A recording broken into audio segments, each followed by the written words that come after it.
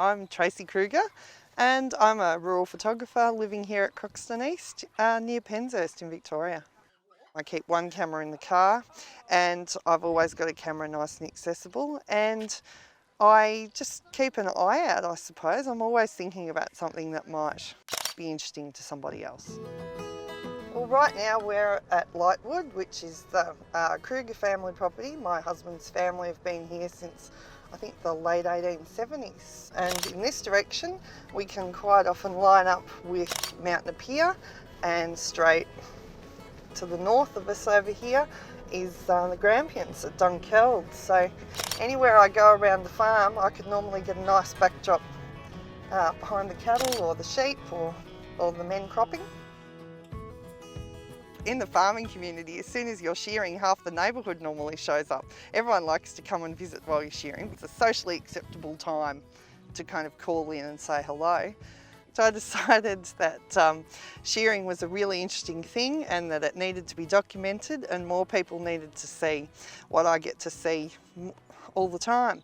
So I thought if I could photograph 100 wool sheds while they're in action around the district, I might be able to, I don't know, print it up in some form. And of course I start off with a little dream, and I ended up photographing 160 working wool sheds, and it took me nearly 3 years and about 25,000 kilometres, and it ended up being a much bigger project than I thought, but it was fabulous. I like to give credit for where credit's due, and I think the value of what the farmers and what the shearers, the value of that wool shed and what it's meant to the district or what it's meant to its family. The whole area quite often is named after that wool shed. The road is named after that wool shed. It's really been important, and I think it's important for us to remember a lot of these things. Rightio, calfies.